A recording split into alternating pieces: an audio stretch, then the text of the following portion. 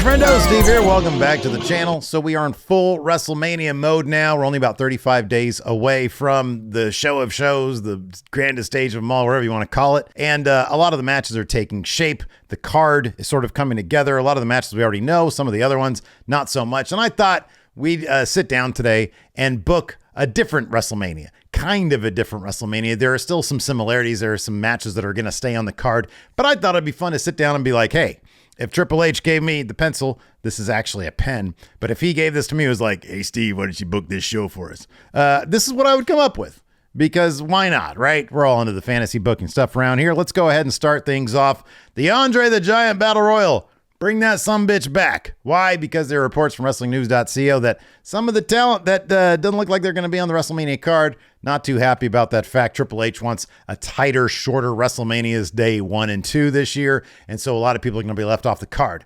One way to circumvent that, throw them all into a Battle Royal. I know that apparently he's not going to do that, but throw them all into the Battle Royal, bring the Andre back. It was a great way to sort of try to make new stars, or at least give some other wrestlers a showcase and something they could put on their resume, like Baron Corbin winning that Battle Royal. I think Cesaro did too. Madcap Moss did. I think that was like on the SmackDown though, so I don't know if that counts. Anyways, you bring back the Andre. Names like Karrion Kross, LA Knight, Santos Escobar, Montez Ford, Johnny Gargano, and then like, I don't know how many others. What is it, like 14 more, something like that, 15 more, 20 people altogether. And of course, your guy, LA Knight, picks up the win in the Andre the Battle Royal. If anybody screams Andre the Giant Battle Royal winner, it's LA Knight. He's getting over with the crowd. My goal for LA Knight is to permanently transform the what chant into the yeah chant. So that 20 years from now, fans will be so annoyed because somebody is dropping a promo and everybody's going, yeah, in between each clause of their sentences. Anyway, so yeah, LA Knight wins the Andre the Giant Battle Royal. Let's move on. Next match. Becky Lynch versus Bayley inside Hell in a Cell. I know they did this in a different, crappier cell before, after they had not done that in the cell the first time, but I know they're going to be doing this 6-man tag match with Lita and Trish Stratus and Becky versus Damage Control. But you know what? I say split that match up into 2 separate matches. Give us a straight up one-on-one Becky versus Bayley. I think that'd be a killer match inside Hell in a Cell. And it'd prove that Hell in a Cell really doesn't need to be its own pay-per-view. It should be its own match for big occasions. And I feel like this rivalry maybe warrants that. If nothing else, it'll be an amazing match. Becky Lynch goes over. Of course, she wins in Hell in a Cell. Next up, Dominik Mysterio versus Rey Mysterio. It seems clear as day they are already setting this up for WrestleMania. But here's my stipulation. Mask versus hair. Dominik's been growing his hair out. He looks a lot like his actual birth father, Eddie Guerrero. And I think it'd be great, given that he talks about how crappy his dad's legacy actually is, and he's a deadbeat. You put up the mask, you put up the hair, and then Dom gets his head shaved in the end because, of course, Rey Mysterio is not going to give up his mask. It's his whole thing. We've seen him without a mask in WCW. Didn't work. So just keep the mask. Dom can lose his hair, and that'll make him even more bitter, and he'll come off as even more of a wannabe tough guy. I think that'd be kind of awesome. Ray versus Dom, mask versus hair. By the way, Dom right now is like one of my favorite things in WWE. I think he's hilarious. Moving on. So we had that other match, the Becky versus Bayley one, and then what was left over from what's going to be that match, Lita and Trish Stratus versus Damage Control for the tag titles. I think that's a good way to go here. Damage Control, the tag team, Dakota Kai and Io Sky, they need like a signature win. I know Bayley likes to hype them up, but they really aren't seen as much more than her henchwomen. They don't defend the titles very often on TV. And so give them a big WrestleMania win over a couple of legends, Lita and Trish Stratus. They're bad guys, so they can win. Kind of makes sense because Trish Stratus and Lita, they're not going to be around very often. So you got to have Damage Control retain. Moving on, next match. Bobby Lashley versus Brock Lesnar in a last man standing match. Until I see it, I'm not going to believe that they're going to do Brock Lesnar versus Amos. I think it's a possibility. They should be doing this because of the way that their match at Elimination Chamber ended. Last man standing, once and for all, Brock versus Bobby Lashley. Book it. Next match. The Usos versus Sami Zayn and Kevin Owens. So get this. Here's an idea. I know this match is already going to happen, but The added stipulation is if Sami Zayn and Kevin Owens win this match, Sami Zayn gets another crack at Roman Reigns in the main event of night 2.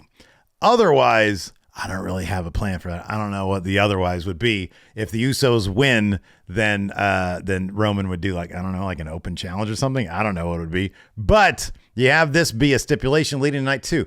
WWE's been doing 2-night WrestleManias for a little while now, for a couple of years.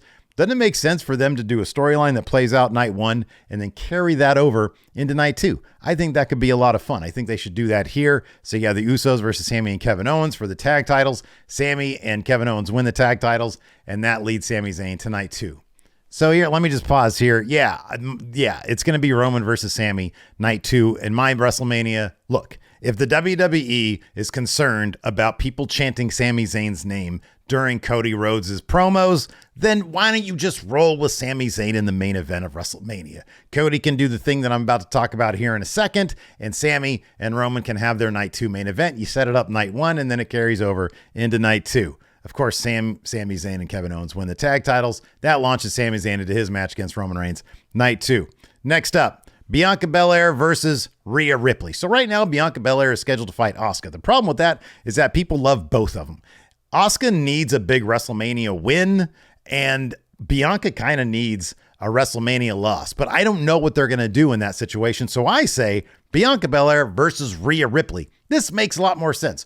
Rhea Ripley can win by cheating because she's part of Judgment Day and they cheat. If not outright cheating, then some distraction from maybe a bald Dominik Mysterio from earlier in the night. Rhea Ripley wins. That makes Dom happy. Judgment Day is happy. And there you go. Bianca Belair can then chase Rhea Ripley again for the WWE Raw Women's title, and everybody's happy. She has her first WrestleMania loss. I think it's her first WrestleMania loss. I don't know. And so, yeah, Rhea Ripley becomes champion like she should be. And then you can put off Rhea versus Charlotte for like next year or something. Moving on. Cody Rhodes versus Seth Rollins for the WWE title. So I know they've already fought 3 times? This would be the 4th time. And so the majority of Cody's matches in his time in WWE this run has been against Seth Rollins. But let's face it, Seth Rollins should be doing a lot more than fighting Logan Paul at WrestleMania. And this would necessitate them splitting the titles before WrestleMania, ideally at the Royal Rumble, which happened a month ago. So you split the titles at the Royal Rumble. Cody walks in, Seth walks in, they're fighting over the Winged Eagle title. That's what that WrestleMania Night 1 main event would be for the Winged Eagle title. I don't know how you justify bringing back the Winged Eagle. I know Cody said if he wins the titles, he's going to bring that back, which makes me think he might not actually win the titles. But in this situation, Cody versus Rollins, they're sort of doubting people's minds about this because it's wait a second, hold on. They're not going to have Cody win yet another one over Seth Rollins. Seth Rollins attacks his injured pec with a sledgehammer beforehand, and then Cody has to do the whole thing that he did at Hell in a Cell, but he wins. Maybe he kicks out of a stomp, which I don't know if people have probably done that by now. I don't know. So yeah, he kicks out of 2 stomps, and then hits 4 crossroadses on Seth Rollins, and he wins the Big Eagle Championship. The Winged Eagle Championship, not the Big Eagle Championship. Let's move on to night 2 of WrestleMania 2023. Gunther versus Drew McIntyre versus Sheamus for the Intercontinental Championship. It seems clear as day they're already doing this. Nothing really much to say. I mean, Drew McIntyre confronted Sheamus the other night. Viking Raiders attack, but I feel like this is going to Drew and Sheamus and Gunther at WrestleMania for the Intercontinental Championship. Gunther wins. If they don't do that, they should, because this would be match of the freaking entire card. Gunther versus Drew versus Sheamus. Book this match. Everybody would love this. Next up, Edge versus Bray Wyatt. Surprisingly, these guys have had a lot of interaction, but no actual matches, seemingly, at least when I did a search for it real quick. They did some stuff, some really funny stuff, actually, on the Edge and Christian show with Bray Wyatt. And then there's been some talk show segments with Edge back before he had actually come back, and Bray Wyatt was on that. I think it was Survivor Series 2016 or something like that. Bray Wyatt works best when he's got somebody to work with that has a lot of history. Just take a look at the John Cena Firefly Funhouse match. It was the highlight of Bray Wyatt's career, in my opinion. He could do a lot with Edge. Edge is, I think, literally the winningest champion in WWE history. He's got something 31 or 32 titles to his name. And there's a lot of history you can mine, especially when Edge's entire thing is sort of like No Country for Old Men. He's on his last run. He doesn't know how much time he's got left, and he wants to do as much as he can. Well, Bray Wyatt is kind of that thing. I think it makes a lot of sense. Bray Wyatt probably has to win this because Bray Wyatt really can't afford to take many losses, although he does seem to be the guy who can lose wrestling matches but somehow win the feud. And anyways, moving on. Ronda Rousey versus Shayna Baszler. I know that they're trying to like be a tag team and maybe they're going to be, I don't know what they're going to be doing at WrestleMania, but I feel like Ronda and Shayna, number one, Ronda acts half the time like she doesn't want to be there. So you put her in a feud with Shayna Baszler.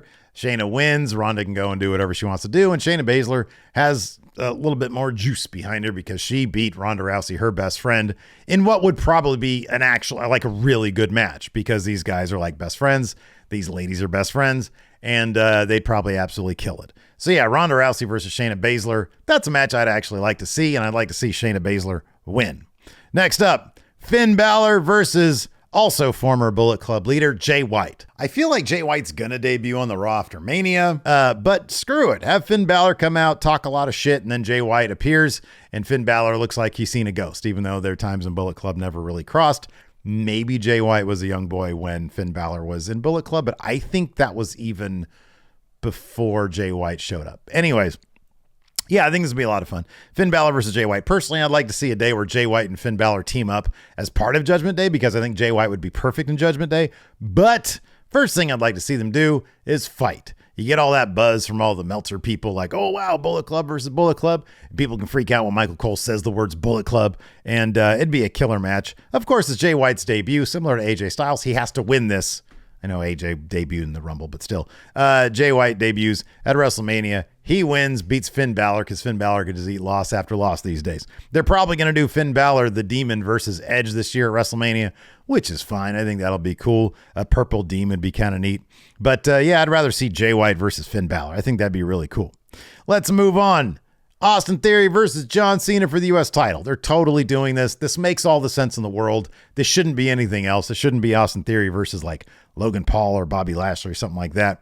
No, he keeps on coming out saying the champ is here. He does an open challenge. John Cena accepts it. John Cena loses to A-Town Down, and then Austin Theory can actually move on with his career, and maybe they'll do something interesting with him. They haven't really.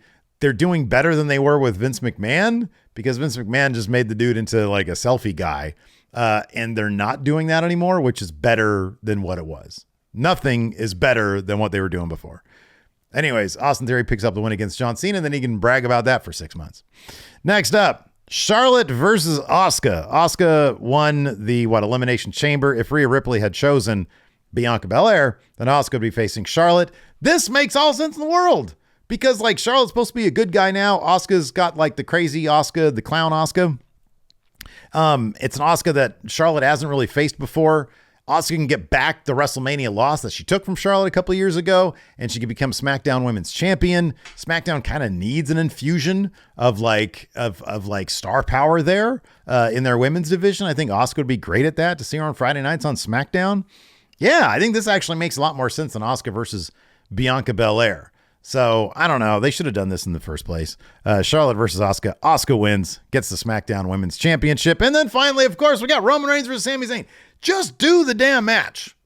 You know, if y'all worried about Sami Zayn chants breaking out during Cody Rhodes promos, then guess what? Just do the damn match. I kind of prefer it the way they're doing it with Cody Rhodes versus Roman Reigns because I think that's going to be really good. But everybody's complaining about it. Just go ahead and do the match. Hey, I had to do something different here for the main event, so I did this. There you go. It makes for a good thumbnail anyways. So yeah, Roman Reigns versus Sami Zayn. Of course, Sami Zayn wins the Universal Championship. That's what this is for.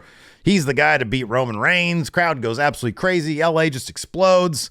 And then he loses it 5 nights later on SmackDown to Roman Reigns. And then Roman Reigns can just have it stricken from the record or something like that. Something Vince Russo bullshit like that. Anyways, let me know what you guys think in the comments below. Hey, fantasy book your own WrestleMania and leave that in the comments below because YouTube likes engagement. Anyways, but before you do that or while you do that, check out this video over here. Do me a huge favor if you enjoyed this video, if you just think I'm a nice guy, give me that thumbs up, hit that subscribe button, the notify bell. Thanks everybody for watching. I appreciate it. We'll see you over there.